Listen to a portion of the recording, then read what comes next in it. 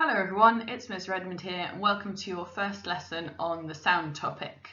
The title for this one is What are sound waves? And you've got the success criteria down here at the bottom. So if you would like to, you can pause the video and write those down. If you haven't got one, please go and get a pen and a piece of paper so that you can make notes and do any of the little tasks that I give you as we go along.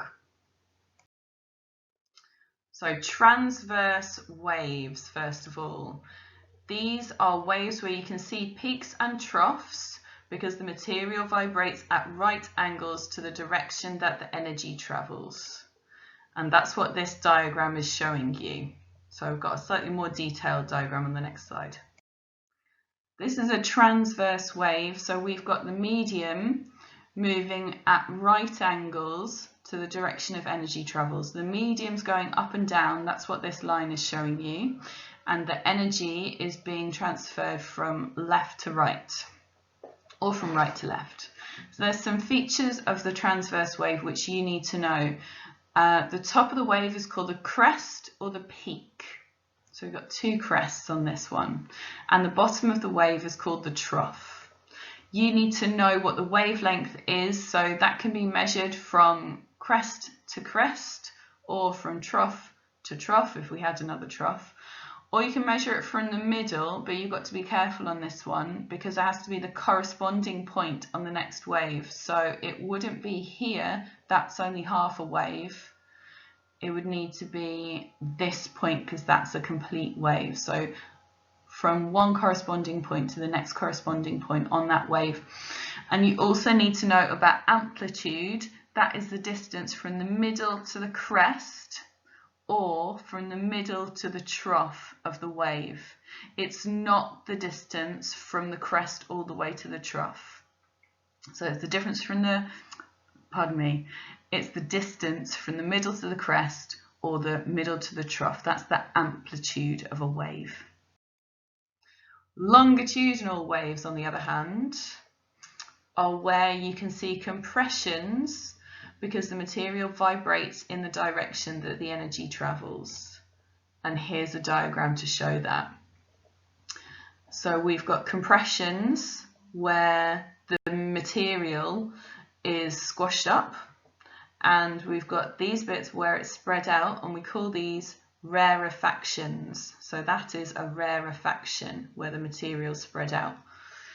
And a wavelength, again, can be measured from one point on a wave to the corresponding point on the next wave. So on this one, it's measuring from the middle of one compression to the middle of the next.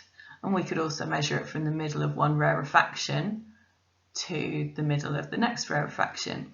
But the energy is moving from left to right, or it could be moving from right to left. It's moving in parallel with the direction of these vibrations. So sound is an example of a longitudinal wave because the air vibrates back and forth, and that's what carries the sound waves. Okay, here's a more detailed diagram. So there's the direction of energy travel. You've got the direction of energy travel labelled on there. We've got our wavelength from one point to the corresponding point on the next wave. Compressions are the squashy bits, and rarefactions are the spread out bits. Question: do you think waves on a slinky can be transverse, longitudinal, or both? So have a think, pause the PowerPoint if you need to, and I'll show you the answer on the next slide. So this is a little GIF of a slinky, and you can see that we can have a transverse wave because the slinky can move up and down while the energy is travelling from left to right, or the slinky can move backwards and forwards while the energy is moving from left to right. So that's what a wave is. It's something that carries energy from one place to another, and it can either do that by the medium going right angles to the direction of energy travel, or by the medium going parallel to the direction of energy travel. So light travels as a transverse wave and water waves travel as a transverse wave.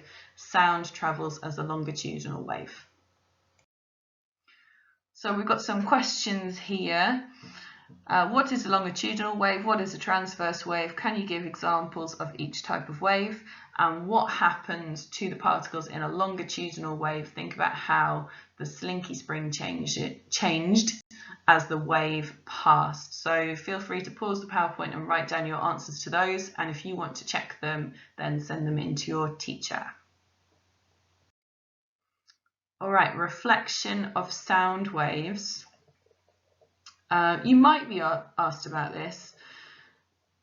So we've got an incident wave here that's coming into this object. Let's presume it's a wall. So we've got an incident wave coming in, and we've got a reflected wave bouncing off, and that's happening at the same angle to the normal. So you can see that this red arrow is the same angle to this line as the other red arrow coming out. We'll go over this in more detail in the light topic. So this is like a preview of reflection of waves.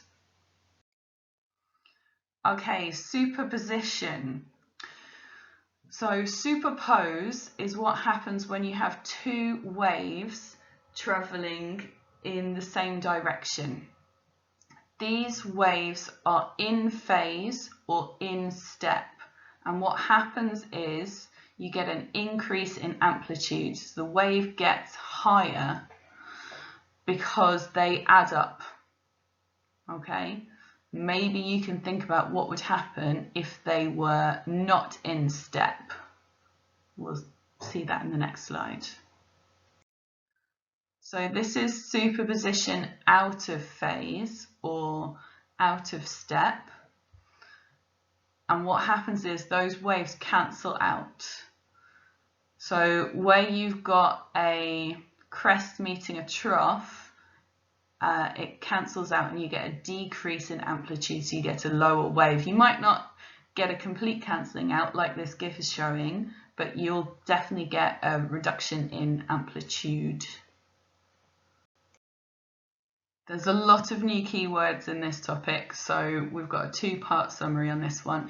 Sound is a longitudinal wave or vibration. Amplitude is the distance from the middle to the peak or the middle to the trough of a wave. Frequency is the number of waves that pass a point every second. Wavelength is the distance from the same point on two adjacent waves. The peak or crest is the highest point of a wave.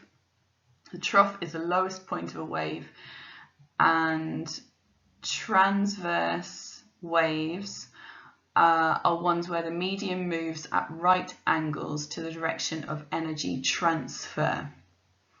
Feel free to pause the video to write those down if you would like. Summary part 2. A longitudinal wave, the medium moves parallel to the direction of energy transfer, and sound is a longitudinal wave. Compression is where the medium is squashed together, and rarefaction is where it is expanded. Reflection is when a wave bounces off a barrier. The incident wave is the wave coming into the barrier, and the reflected wave is the one that is bouncing off or reflected from the barrier. And superpose is when two waves are put together, so they can cancel out if they're out of step, and they can add up if they are in step. Thank you very much for listening, and I will speak to you next time.